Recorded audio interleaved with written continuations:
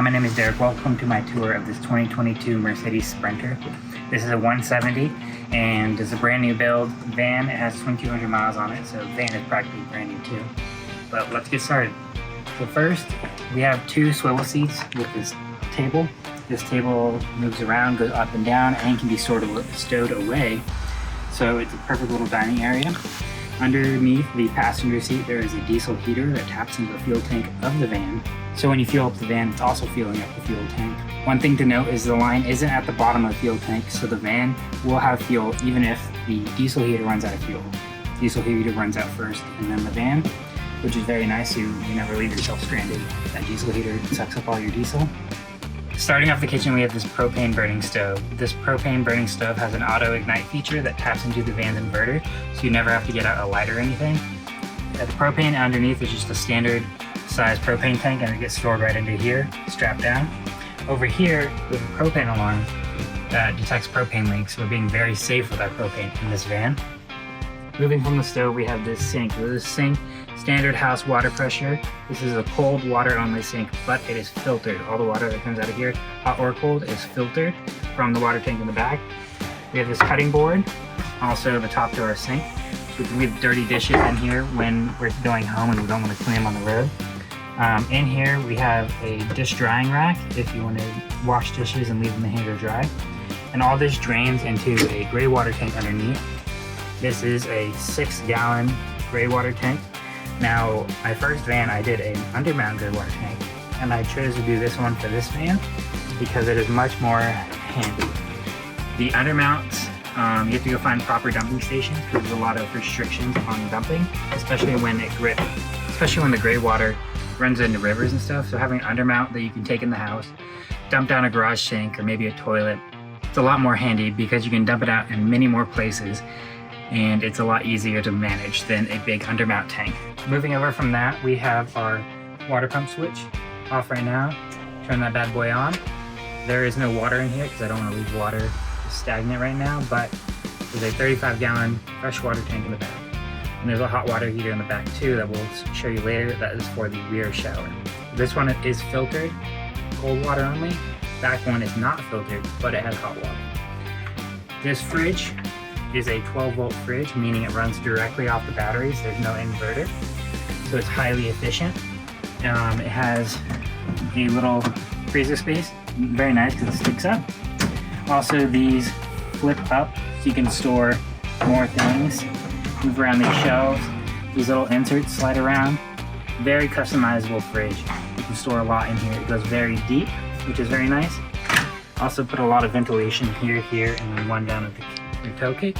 So it's very well ventilated. It's going to use minimal power. Keep your food very cold during the summer. Moving over from that, we have our open storage container. Now this one is also your ladder to get up into bed. So you can use it as a ladder. You can turn around, put your left foot up there, however you choose to do it. This one is very good for shoes or puffy jackets, shirts that you can stack together. It doesn't fall out too much unless you really corner turn, but other than that, everything tends to stay in here.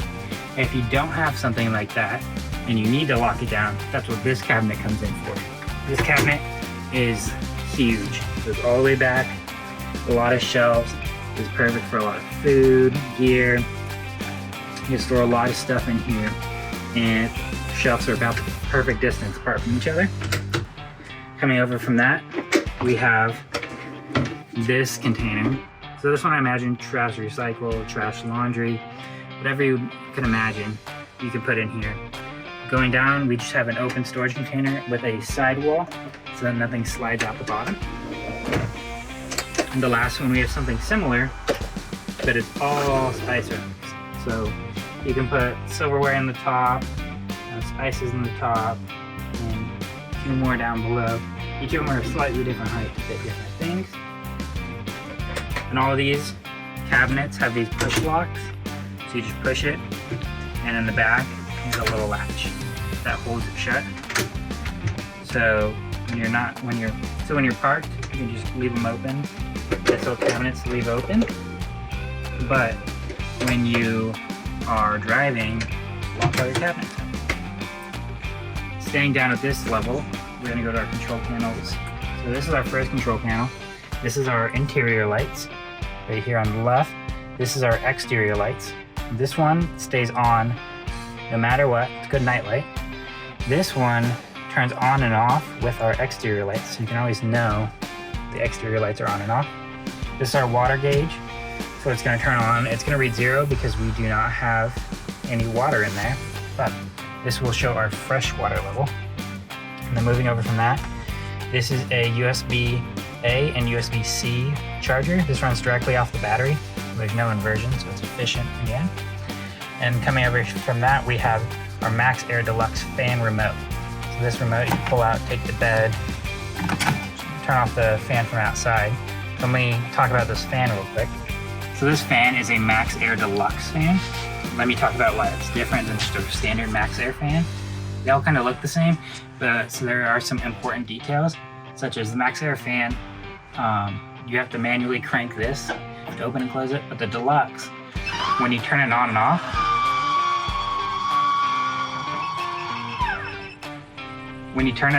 it automatically opens and shuts itself. So you don't have to manually crank it. It also comes with a remote, because a regular Max Air fan, you have to crank this, so it does not come with a remote. And then this control panel, this is our inverter. So this is what's going to power all these outlets, our air conditioner, and our stove auto ignite. This is, you can charge phones and laptops and everything on it. It's not perfectly efficient, and that's why I installed these USB outlets, because these don't have to invert, so they can come directly from the battery, and you're not losing any efficiency there. This is just the standard wall outlet, and then this is our propane detector. We also have a carbon monoxide detector that is up here, hiding down below behind the driver's seat. You're gonna have to change the batteries on that one. It is not hooked to the van battery, but this propane detector is hooked up to the van battery, so you can test it, but you never have to change the batteries on this one. Finishing off down below, this is a little cabinet to store things in. There's a microwave in there right now. You can take the microwave out and put anything else in there. It has a little latch on the ground. So this door latches, and this door closes. Moving over from that, we have the toilet. So we're gonna open it up. Same latches again. And pull off the top. And we can expose our toilet. This is a separate toilet, so it's urine diverting and composting in the back. The difference is we don't put composting material on this. We put it in a composting bag. So when you throw it away, it just composts at the dump. You may ask, can I do that? Of course, you throw away diapers all the time. This is no different. This saves space so you can have more solids in the back, and then there's a little indicator light if your liquids are getting full in the front. It's hidden away. There's absolutely no smell coming from this. There is a charcoal filter constantly venting out the bottom, and then this little cabinet around it ensures there's absolutely no smell coming from that toilet. If you're worried about privacy, this is the standard Mercedes window openings. I did it like that for a reason. There's many aftermarket magnetic window shades that just fit perfectly. There's nothing special about the dimensions of these windows. So if you want insulating blackout windows, those will fit perfectly in here and provide all the privacy you need for this toilet. If you want to leave it open, you also have a great view while you go number 2. All right, coming up, we have 2 larger cabinets. So these pop open. There's plenty of space in here. And then there's 2 smaller ones. So shoes or little accessories for bed, anything like that can fit in this back one. And these are great for clothes or anything else, pots and pans if you want to put them up here. Larger kitchen items up here too, all locked away. Moving back, this is a queen size bed. So it's just a standard queen. There's nothing special about this bed or this mattress. There's vented bottoms to prevent mold. So very important. You need that mattress to breathe. So it's gonna keep breathing, keep that mold out. So the windows behind this bed open, and you can turn on that Max Air fan, get a nice breeze over the bed and out the top, so you get fresh air right over your head. If you're not into that and it's getting too hot, there is an air conditioner up top This is a Dometic Penguin 2. So it's very powerful, more than enough for this van. And that runs directly off the inverter. Or if you want, you can directly power it off shore power as well. Those windows open, the bug screen slide. This window is the same. This window opens, and this bug screen slides as well. So that opens, bug screen slides, reach your hand through it. The slider door does have a window as well. It does not have a bug screen and does not open. It is just a solid glass window. That's okay because we have this beautiful door we can open and get that whole door out of the way. Coming back, we have our water side. This is a 35 gallons of fresh water for our front filtered sink and our back hot water shower. So this is our water fill right here. This is how we're going to fill our water tank. And this is our quick connect hose. So this handy little hose, you can quick connect to that. We can quick connect to that with a standard water hose. Any bikes or anything you want to rinse down, quick connect, rinse it down. When you're done with that, if you want your hot water, simply take that off. Quick connect to the water heater. And then the water heater has its own handle. This is your hot water. That can go right in here. And there's plenty of shower enclosures that are just magnetic for back here for privacy. And when you're done, all packs away to be tucked nicely in this little box where all the water controls are. Talking about the water controls, this is where your water filter is. So you're going to take that out for winterization. There's also your winterization hose. So using RV antifreeze, which is drinking safe, as long as you flush out the lines, it doesn't leave anything in it. That will winterize the whole system, keeping the pumps and the faucets and everything safe from freezing over the winter.